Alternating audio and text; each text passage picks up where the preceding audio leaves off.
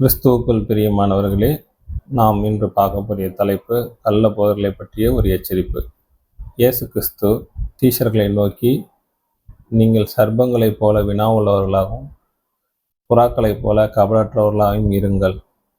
அநேக கிறிஸ்தவர்கள் புறாக்களைப் போல கபடற்றவர்களாக இருக்கிறார்கள். ஆனால் சர்ப்பங்களைப் போல வினா உள்ளவர்களாக அவர்கள் இல்லை. ஆதலால் அவர்கள் வஞ்சிக்கப்படுகிறார்கள். இப்படியாக இருக்க வேண்டும் என்று இயேசு கிறிஸ்து நம்மை வலியுறுத்துகிறார். இல்லையென்றால் நாம் ஏவாள் வஞ்சிக்கப்பட்டது போல நாமும் வஞ்சிக்கப்படுவோம்.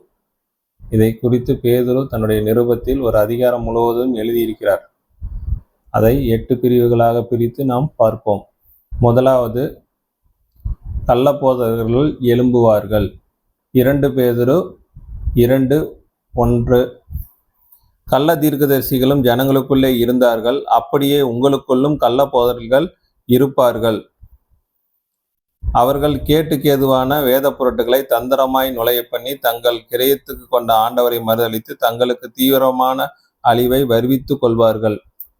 கள்ள தீர்க்கதரிசிகள் இஸ்ரவேலுக்குள் இருந்தார்கள், அதே போல சபையிலும் இருப்பார்கள். கள்ள போதகர்கள் எழும்புவார்கள். அநேக கள்ள கிறிஸ்துக்களும் கள்ள தீர்க்கதரிசிகளும் எழும்பி அநேகரை வஞ்சிப்பார்கள் என்று இயேசு கிறிஸ்து எச்சரித்தது போல பேதுருவும் எச்சரிக்கிறார். முதலாவது பகுதியாக நாம் கள்ள போதகர்கள் எழும்புவார்கள், அது உறுதி. இரண்டாவதாக, அவர்களை அநேகர் பின்பற்றுவார்கள்.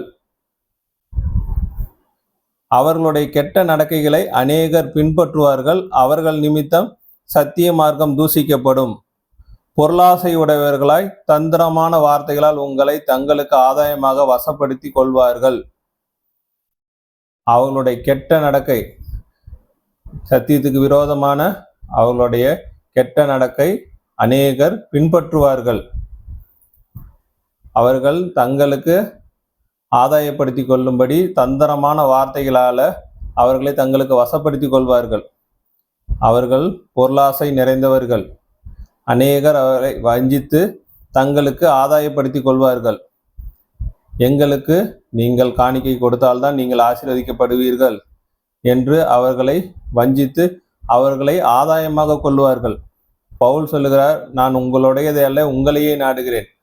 ஆனால் இவர்களோ நம்முடைய ஆத்துமாக்களை குறித்து நாடாமல் நம்மளுடைய பணத்தை குறித்தே நாடுகிறவர்களாக இருப்பார்கள்.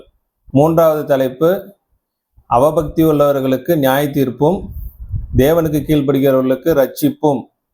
அதிலேயே 3வது வசனத்துல 2ஆம் பகுதி, பூர்வ காலம் முதல் அவர்களுக்கு விதிக்கப்பட்ட ஆக்கினை அயர்ந்திராது, அவர்களுடைய அழிவு உறங்காது.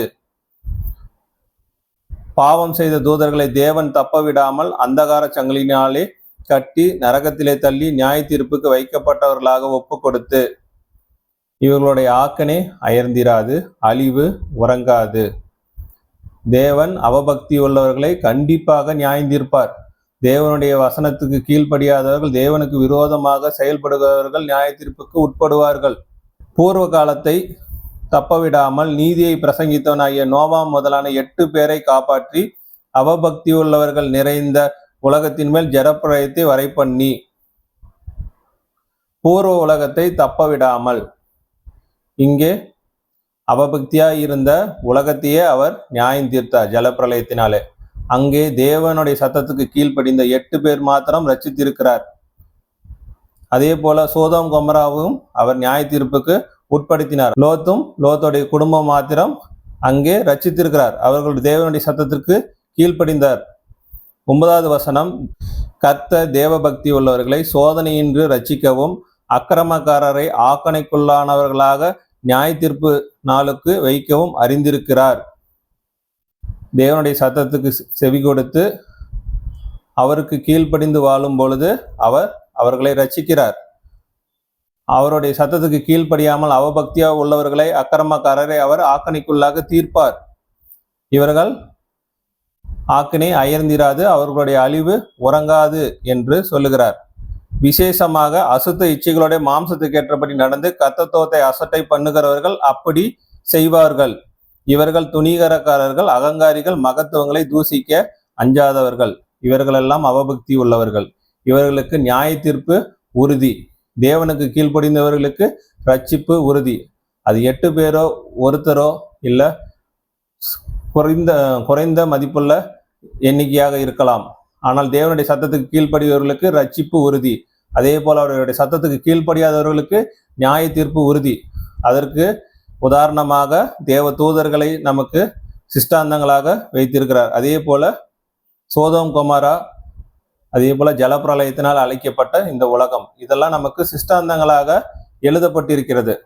4வதாக இவர்களுடைய அடையாளம் இருமாப்பும் அகந்தை உள்ளவர்களும் பாவம் நிறைந்தவர்களுமாய் இருக்கிறார்கள். 12வது வசனத்திலிருந்து வாசிப்போம். இவர்களோ பிடிப்பட்டளிக்கப்படுவதற்கான உண்டான புத்தியற்ற மிருக ஜீவன்களைப் போல தங்களுக்கு தெரியாதவர்களை தூசித்து தங்கள் கேட்டிலே கெட்டழிந்து அநீதத்தின் பலனை அடைவார்கள்.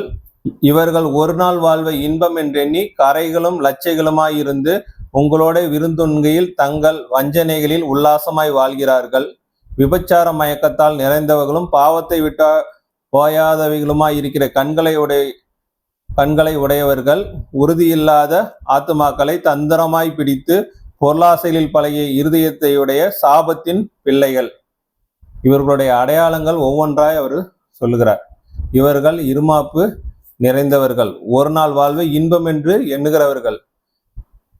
இவர்கள் பூமிக்கும் சபைக்கும் கரைகளாக இருப்பார்கள். இவர்களோடு விருந்தொன்கையில் உல்லாசமான வாழ்க்கையை வாழ விரும்புவார்கள். விபச்சார மயக்கத்தால் நிறைந்தவர்கள், பாவத்தை விட்டு ஓயாத கண்களை விட உறுதியில்லாத ஆத்துமாக்களை தந்திரமாய் பிடித்து பொருளாசையில் பழகின இருதயத்தை விட சாபத்தின் பிள்ளைகள். இந்த காரியங்களெல்லாம் இவர்களுடைய கனிகள்.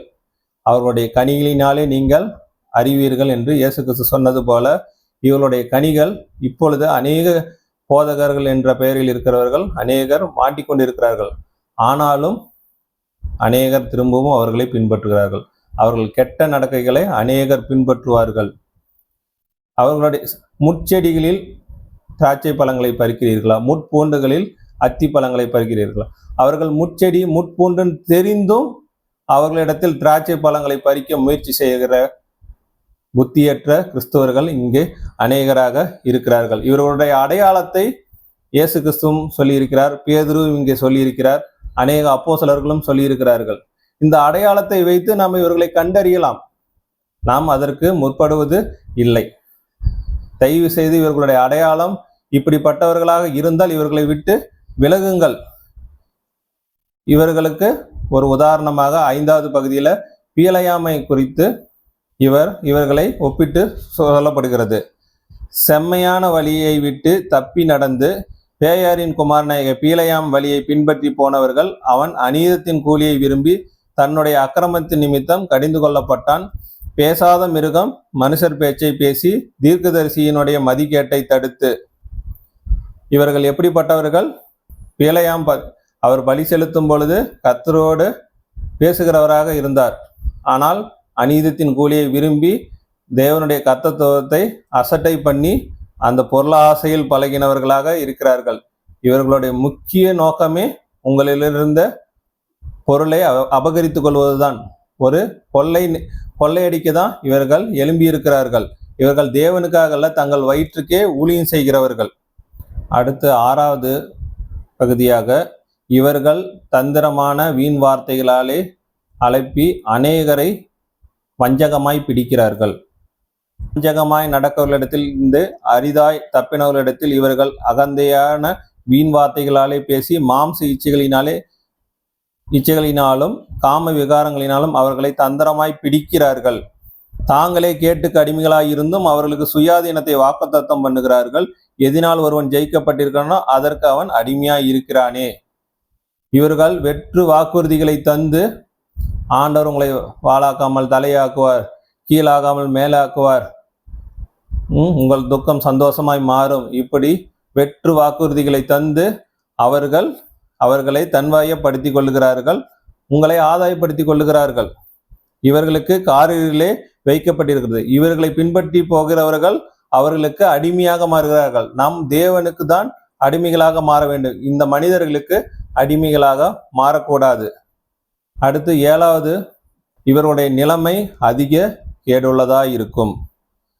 கர்த்தரும் இரட்சகருமாய் இருக்கிற இயேசு கிறிஸ்துவை அறிகிற அறிவினாலே உலகத்தின் அசுத்தங்களுக்கு தப்பினவர்கள் மறுபடியும் அவைகளில் சிக்கிக்கொண்டு ஜெயிக்கப்பட்டால் அவர்களுடைய பின்னிலைமை முன்னிலைமையிலும் கேடுள்ளதாயிருக்கும். அவர்கள் நீதியின் மார்க்கத்தை அறிந்த பின்பு தங்களுக்கு ஒப்புவிக்கப்பட்ட பரிசுத்த கற்பனையை விட்டு விலகுவதை பார்க்கிலும் அதை அறியாது இருந்தார்களானால் அவர்களுக்கு நலமாயிருக்கும். இவர்கள் கர்த்தரை அறிகிற அறிவில் வந்தவர்கள், ஆனால் உலகத்தின் அசுத்தங்களுக்கு தப்பி வந்தவர்கள். ஆனாலும் திரும்பவும் உலகத்தின் மீது பற்று அடைந்து பொருளாசையில் மூழ்கி ஒரு நாள் வாழ்வை இன்பம் என்று எண்ணி ஆண்டவரை மறுதலித்து நீதியின் மார்க்கத்தை அறிந்த பின்பு அவர்கள் ஒப்புவிக்கப்பட்ட பரிசுத்த கற்பனையை விட்டு விலகி இவர்களுடைய நிலைமையை இவர்களே அதிக கேடுள்ளவர்களாக மாற்றினார்கள். யூதாஸ் எப்படி தன்னுடைய நிலையை அறியாமல் ஒரு 30 வெள்ளிக்காசுக்காக தன்னுடைய அப்போஸ்தலர் பதவியை அசட்டை பண்ணி இவ்வளவு பெரிய ஸ்லாக்கியத்தை அவர் இழந்து போனார். இவர்களும் இயேசு கிறிஸ்துவை நீதியும் அறிந்த பின்பு இந்த உலகத்தின் அசுத்தத்திற்கு திரும்ப போகும் பொழுது இவர்களுடைய நிலைமை அதிக கேடுள்ளதாய் இருக்கும். 8வதாக, இவர்கள் பழமொழிகளாக இருக்கிறார்கள். நாய் தன் கக்கினதை தின்னவும் கழுவப்பட்ட பன்றி சேற்றிலே புரளவும் திரும்பினது என்று சொல்லப்பட்ட மெய்யான பழமொழியின்படியே அவர்களுக்கு சம்பவித்தது.